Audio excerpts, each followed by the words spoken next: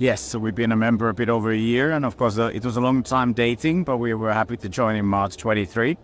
We of course have teamed up with Delta and Air France KLM already earlier through our joint venture that we have on North Atlantic. Now we have in total 18 airline partners that we work across the globe, and what that brings to our customers is, of course, a global network, over 1,000 destinations, and we have a lot of new launches that our frequent flyers can use with their status. That is great improvement, which has been announcing new partnerships in Asia with Korean Air and China Eastern, and there are more partnerships being announced at the IATA AGM in a couple of weeks' time. So we're expanding the SkyTeam airline coverage that we have across the network. So we are excited, and of course we're excited to welcome SAS Scandinavian Airlines to SkyTeam in September. That will be a great opportunity for us, as well as SAS has 17 daily flights to Heathrow and multiple flights to Manchester. So it's a great opportunity for us to team up with SAS. So through the past few months, we've launched a new daily flight to Bengaluru in India. So that's our third Indian destination. We also announced our second daily Mumbai. So in total, by this autumn, we have 5 daily flights to India. It's a 350% growth compared to pre-pandemic, 1 million seats. We launched Turks and Caicos in the Caribbean as our 8th Caribbean island back in November. We have now daily flights to Dubai and Maldives in the winter seasons. And this summer, we have now increased frequencies to New York, Boston. We fly 3 times a day, Miami twice a day throughout the year. So overall, we increased capacity this year by 12% in ASKs.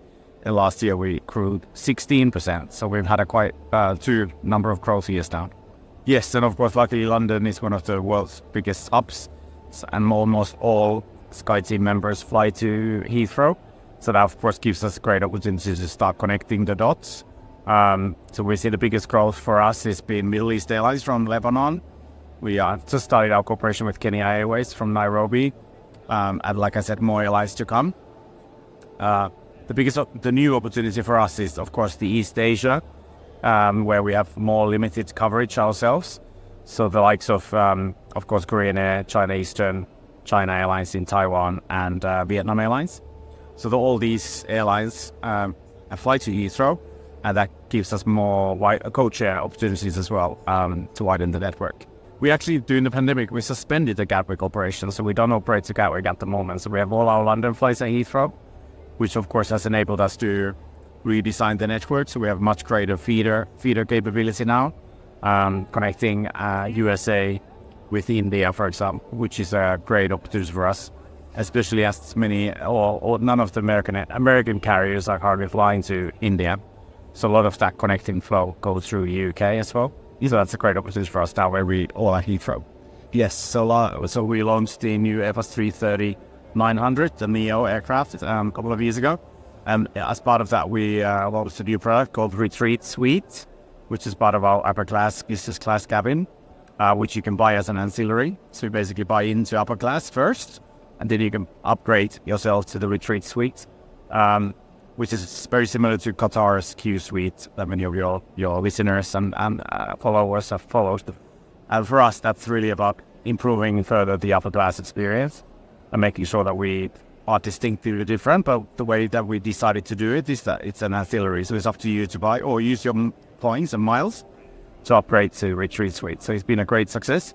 And it will be phased in with all the new aircraft that will come into the fleet, the 339s.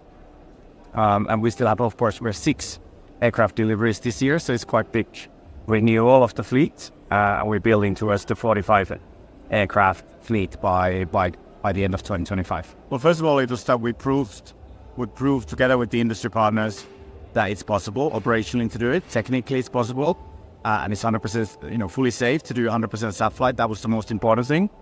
And the concrete results, the CO2 emissions were 64% lower, and on a normal London to New York flight, it's 95 tons less of emissions, which is significant.